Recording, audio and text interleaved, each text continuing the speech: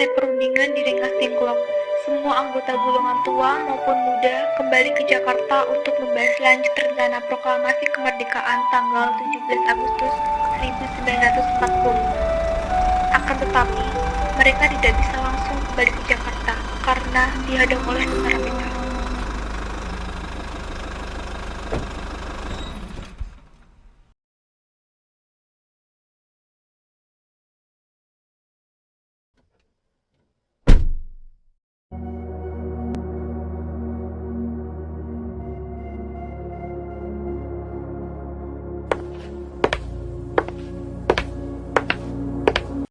Ada keperluan apa kalian datang kemari? Kami akan rapat untuk membahas teks proklamasi agar proklamasi bisa segera dilaksanakan. Dengan jaminan apa aku bisa mengizinkan? Ini jaminannya. Baiklah kalau begitu, silahkan melanjutkan perjalanan. Terima kasih. Setelah Ahmad Subarjo memberikan jaminan kepada Komandan Tentara Peta di Rengas Dengklok bahwa kemerdekaan akan segera diproklamasikan keesokan harinya, Ahmad Subarjo diperbolehkan membawa mereka kembali ke Jakarta pada malam itu juga.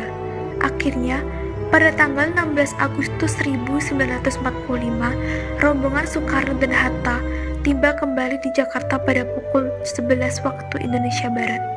Kemudian, Hatta meminta Ahmad Subarjo menghubungi Hotel des Indes, tempat anggota PPKI menginap untuk mengadakan rapat. Selamat malam, dengan resepsionis Hotel des Indes. Selamat malam, benar Pak, ada yang bisa saya bantu? Saya bermaksud memesan tempat untuk mengadakan rapat. Maaf Pak, berhubung sudah dini hari, hotel ini sudah tutup, sudah tidak menerima reservasi lagi. Oh baik, terima kasih Bu. Ahmad Subarjo kemudian menghubungi Laksamana Maida yang ternyata bersedia rumahnya dijadikan rapat.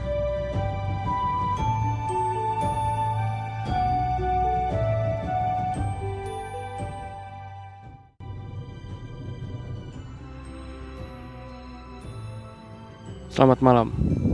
Selamat malam, ada apa Bung? Maaf, kami mengganggu Anda malam-malam begini. Kami perlu tempat untuk membicarakan rencana kemerdekaan yang akan dilangsungkan esok hari. Benarkah itu? Kalau begitu masuklah. Saya turut gembira mendengar kabar ini. Silahkan gunakan ruangan yang kalian butuhkan. Saya akan pergi istirahat dulu.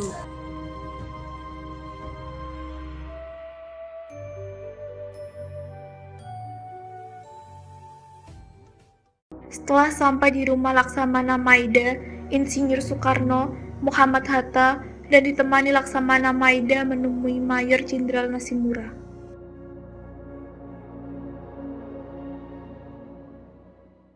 Selamat malam. Selamat malam. Ada apa kalian malam-malam kesini? Kami hendak mengadakan rapat dengan anggota PPKI untuk membahas pelaksanaan kemerdekaan Indonesia. Apa boleh buat? Kami telah menyerah kepada sekutu, dan sekarang kami hanya selaku alat sekutu. Sekutu perintahkan menjaga status quo. Tidak boleh ada perubahan-perubahan lagi. Tuan orang samurai, Jenderal Karachi di darat juga sudah menyerahkan. Bagaimana dengan sumpah dan janji Tuan kepada kami? Ya, tapi sekarang kita dalam kondisi yang berbeda. Tuan kan senantiasa mengemukakan jiwa samurai. Coba tunjukkan jiwa samurai itu. Ya, terpaksa itu adalah perintah sekutu. Jadi apa boleh buat?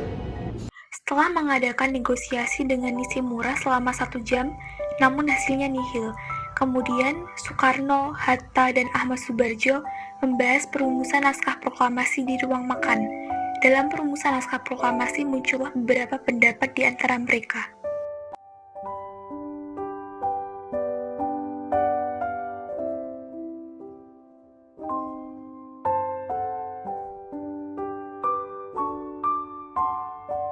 Masih ingatkah saudara dari teks dari bab pembukaan Undang-Undang Dasar kita?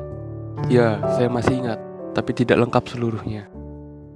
Tidak apa-apa, kita hanya memerlukan kalimat-kalimat yang menyangkut proklamasi, bukan seluruh teksnya. Kami rakyat Indonesia dengan ini menyatakan kemerdekaan kami.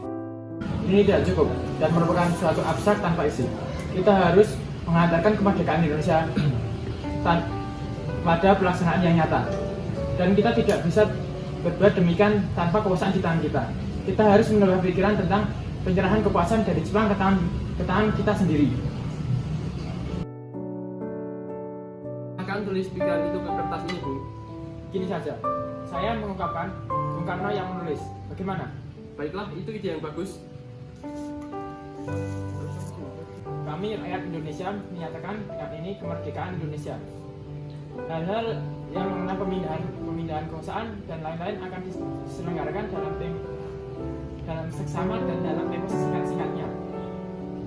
Acara perumusan naskah proklamasi berjalan lancar. Tidak ditemukan kesulitan untuk menemukan rumusan yang tepat. Sebagai hasil pembicaraan mereka dari Soekarno, Hatta dan Ahmad Subarjo, diperolehlah rumusan yang ditulis tangan oleh Soekarno.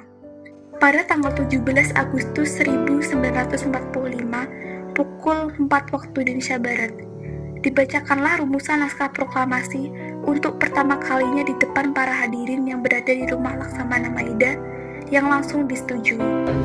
Jadi ini satu dokumen yang penting bagi sejarah bangsa kita. Baiknya jika kita semua yang hadir di sini menandatangani dokumen ini. Seperti dulu, George Washington waktu mengadakan proklamasi, semua yang hadir di sini ikut menandatangani. Bagaimana? Saya agak jengkel juga, karena diberi kesempatan untuk membuat sejarah, tidak mau. Jadi rupanya macan di luar bukan. Namun kemudian timbullah persoalan tentang siapa saja yang akan menandatangani naskah proklamasi. Tidak baik jika kita semua yang menandatangani. Cukup Bung Karno dan Bung Hatta saja atas nama semua rakyat Indonesia. Bagaimana? Menurut saya usulan yang bagus. Bagaimana hadirin semuanya?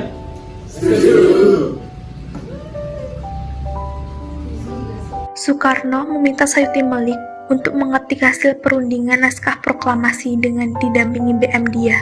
Beberapa kaya mengalami revisi, kata tempo menjadi tempo, dan kalimat wakil-wakil bangsa Indonesia menjadi atas nama bangsa Indonesia.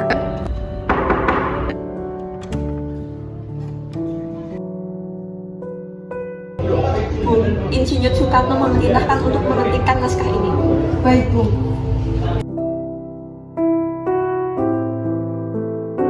Dia, tolong diktekan naskah proklamasinya. Baik, Bung.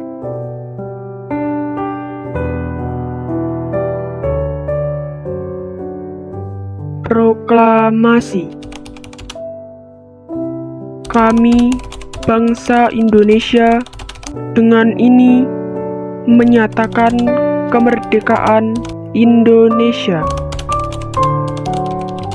Hal-hal yang mengenai pemindahan kekuasaan dan lain-lain diselenggarakan dengan cara saksama dan dalam tempo. Bung, sebaiknya kata tempo kita ganti dengan tempo. Baik, Bung. Yang sesingkat-singkatnya. Jakarta, hari 17 bulan 8 tahun 05, atas nama Wakil-Wakil Bangsa Indonesia. Bung, sebaiknya kalimat wakil-wakil bangsa Indonesia diubah dengan atas nama bangsa Indonesia. Baik, Bung.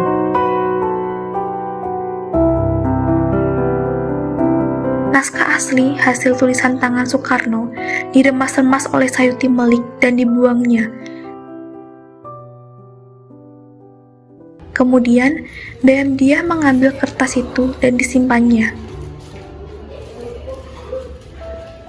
Usai pengetikan, naskah proklamasi dibawa ke ruangan besar di bagian depan rumah tempat seluruh yang hadir berkumpul, yang kemudian dikenal dengan ruang pengesahan naskah proklamasi. Naskah tersebut lantas diberikan kepada Soekarno setelah penandatanganan teks proklamasi oleh Soekarno dan Hatta.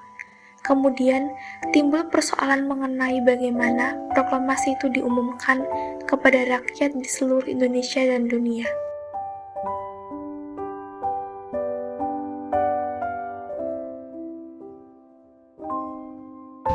Bagaimana kalau besok kita umumkan kepada rakyat untuk berkumpul di lapangan Ikada untuk mendengarkan proklamasi? Tidak, lebih baik dilakukan di tempat kediaman saya di Bangsaan Timur. Pekarangan di depan rumah cukup luas untuk ratusan orang. Untuk apa kita harus memancing-mancing insiden? Lapangan Ikada adalah lapangan umum. Suatu rapat umum tanpa diatur sebelumnya dengan penguasa-penguasa militer mungkin akan menimbulkan salah paham. Suatu bentrokan kekerasan antara rakyat dan penguasa militer yang membubarkan rapat umum tersebut mungkin akan terjadi. Karena itu saya meminta saudara sekalian untuk hadir di Pegangsaan Timur nomor 56 sekitar pukul jam 10 pagi. Bagaimana hadirin? Apakah kalian setuju? Kami setuju.